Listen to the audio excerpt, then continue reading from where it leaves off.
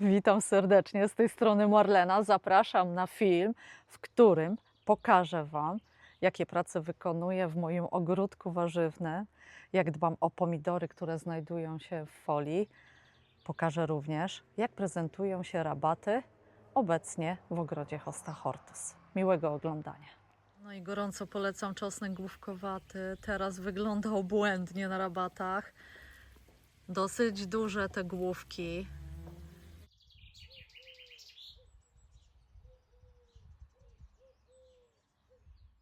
Pszczółki, owady zaglądają do tych kwiatków. Zobaczcie, jaka stołówka. Ile tutaj jest owadów. Nie tylko ze względu na kolor sadzimy czosnek główkowaty, ale również z tego względu, że przyciąga zapylacze. Natomiast jeżówki przyciągają również takie osobniki.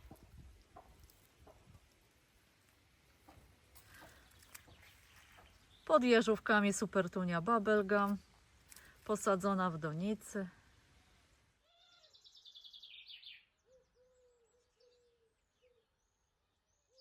Zobaczcie, jak on się cudownie porusza na wietrze.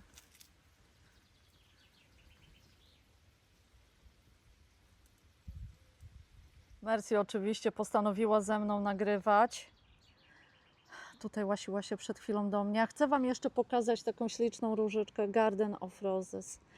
6-7 cm kwiatki, takie kremowe, troszeczkę wpadające w odcień brzoskwinki, ale bardzo delikatny. Jest to bardzo zdrowa róża, posiadająca atest ADR. Wysokość bardzo kompaktowa, 60 cm, szerokość również. Idealnie nadaje się na obwódki. I tak też została przeze mnie posadzona w towarzystwie trawy Sesslerii Hauflera z brzegu Rabaty. Ale kto wie, gdzie jeszcze będzie posadzona. Pewnie ta Rabata zostanie poszerzona, a ona może będzie przesadzana. Tak się prezentuje. Już te kwiatki troszeczkę przekwitają, ale pączki kolejne pokazują się. Jest to róża powtarzająca kwitnienie. Garden of Roses. Kochani, jesteśmy w moim ogródku warzywnym. Część już warzyw przekwitło mi, część już zebrałam. W tym miejscu rósł groszek jadalny. Wyjęłam go już, pobrałam, a teraz chcę sobie jeszcze posiać inne warzywa. I mam tutaj sałatę, krucha typu lodowa, koperek wysieję i wysieję sobie jeszcze szpinak, bo mam mało tego szpinaku. A chcę Wam jeszcze pokazać, że między nimi będzie wysiana skalnica. Wieloletnia, bylina, mała roślina o wysokości 10-20 cm z miękkimi, podobnymi do mchu listkami. Będzie kwitła w maju na taki różowy, biały kolor. No zobaczymy, jakie to będą kwiatki. No śliczna taka, maleńkie kwiatuszki. Super. Generalnie nieduża roślinka. A chcę ją wprowadzić też tutaj nawet pomiędzy kamienie, tak żeby tak dziko się zrobiła. No i w tym miejscu przegrabię sobie troszeczkę takimi stylowymi grabkami z kwiatuszkami. Tutaj postawię przy bazylii na, ale mi nierówno wychodzi, na sałatę. Oszpinak jest dużo większy, to już takie kuleczki. Muszę go rzadziej wysiać. Jeden rządek taki wystarczy mi. Słuchajcie, tą skalnicę sobie tu posieję na środku, co by było kolorowo. O, tu będą maleństwa. O, jakie maleństwa! Zobaczcie, widać? W takiej przezroczystej torebeczce, bo takie malutkie, bardzo malutkie. Czy ja to teraz rozerwę? Nie mam nożyczek. Nie wiem, coś widzicie przez tą kolendrę? Pani operator, widać? O, coś widać, dobra. I siejemy koperek. Świeże mam nasiona. Co w tym okresie wysiewacie Wy? Podpowiedzcie mi, co warto wysiać, że pięknie wzejdzie i będzie można się cieszyć w drugiej części lata warzywami bądź kwiatami. Dziękuję za polecajki. A sałatę wysiałam sobie taką, krucha typu lodowa, juleczka. Od wiosny do jesieni można ją uprawiać. I jeszcze pokażę takie maleńkie cynie. Naprawdę maleńkie, zobaczcie przy palcach jak są.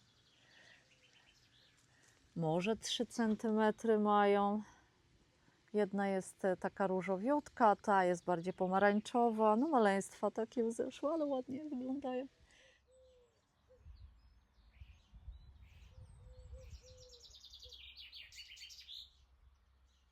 Wam jeszcze pokazać, jakie cudowne ubarwienie przybrała ta jeżówka.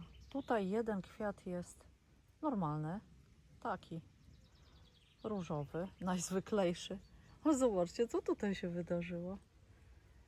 Od środka, od koszyczka jest różowa, natomiast zielona jest na zewnątrz. No, bardzo ładnie to wygląda. Bardzo, bardzo podoba mi się to. Jeżóweczka. Pięknie. I rozpoczęły kwitnienie funkie. Tutaj znajdują się przed domem. Sporo mają tych kwiatów. Piękny, lawendowy kolor, delikatnie fioletowy. Pojedyncze kwiatki w kształcie trąbek wydłużonych. Bardzo ładnie to się prezentuje. Czyli zobaczcie, nie tylko ze względu na liście są ozdobne, ale również kwitną.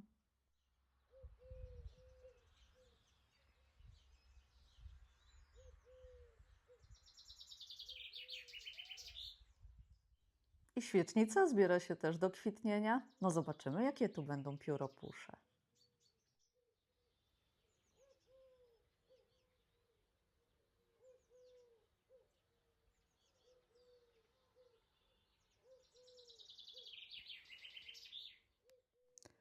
Funkie, które były poprzypalane przez słońce, zostały przeze mnie oczyszczone. Usunęłam te najbardziej uszkodzone, suche liście. Prezentują się troszeczkę lepiej.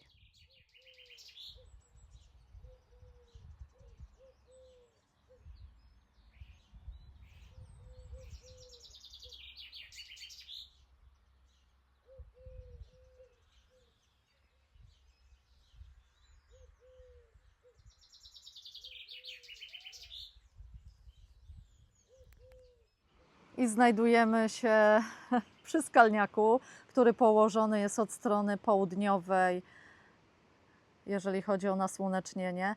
I chciałam Wam pokazać, jak zaczęły kwitnąć rozchodniki. Takie maleństwa. Kwiatki wypuściły na różowo.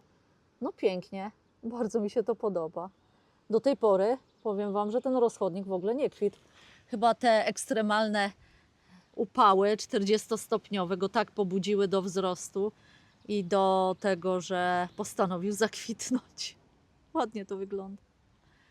Lawendy oczywiście też cudownie się prezentują. Zobaczcie, jak lawenda pięknie kwitnie. Za momencik już będę obcinała tutaj te kwiatostany, ususzę sobie. No i będę stosować jako patent przeciwko molom do szafy. Tam, gdzie mam ubrania takie delikatne z wełny, chcę je zabezpieczyć, żeby mi te mole nie pozżerały. O, tutaj przyleciało coś małego. I się stołuje.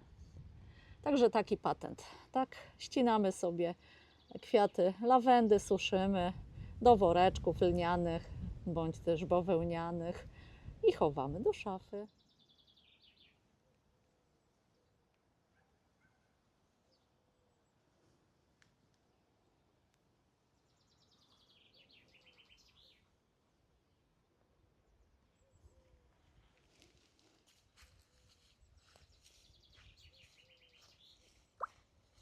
Tutaj kolejne rozchodniki, które postanowiły zakwitnąć.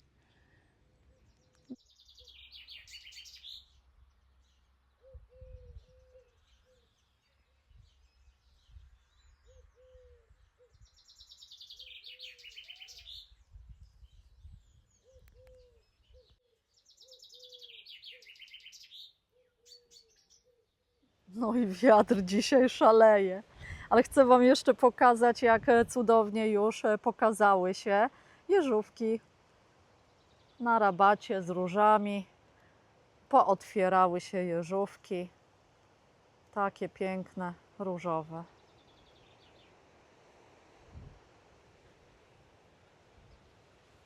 Nie, Misia, chodzisz za mną.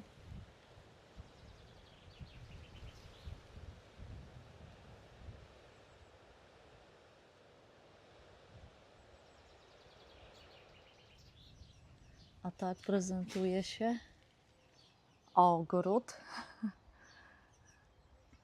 z tarasu. Bo na tej rabacie przy ściance rozkwitło co nieco, moi drodzy. Jeżówki, które miały być białe, są takie bardzo śmietankowe, ale śliczne.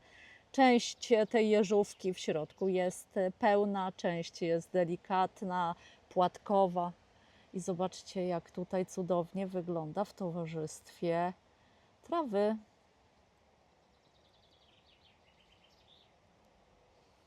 No ładnie, ładnie. Lwie paszcze białe rozkwitły, cały czas krwawnik kwitnie na różowo. I tak do końca nie jestem pewna, jaka trawa tutaj rośnie. Chyba śmiałek darniowy, ale nie jestem pewna. Taki bardzo zwiewny, delikatny pokrój tych kwiatostanów, trawy. No pięknie to wygląda razem z tą jeżówką. Bardzo ładnie.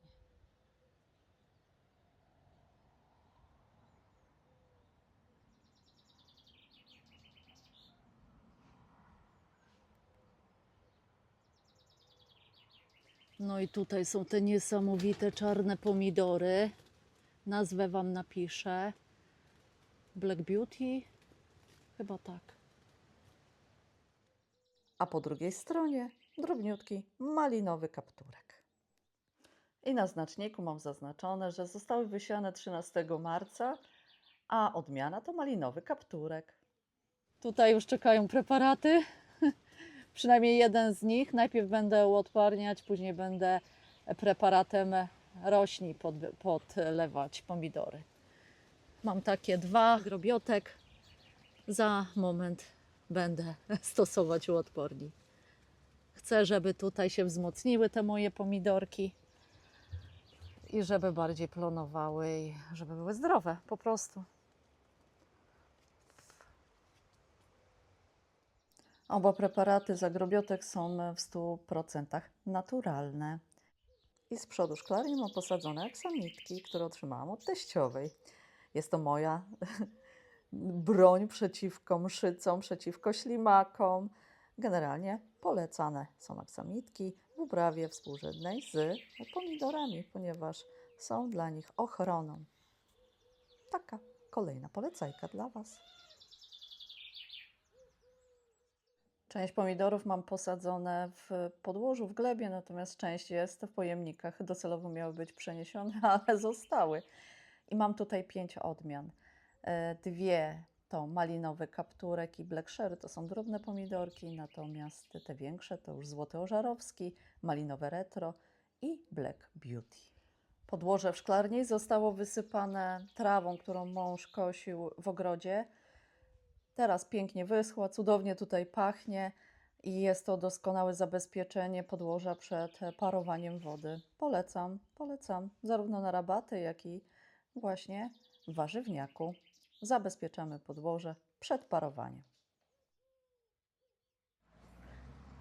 Dziękuję ślicznie za poświęcony czas. Zapraszam do subskrybowania kanału, polecania, komentowania, dodawania łapek w górę. Dziękuję. Do następnego.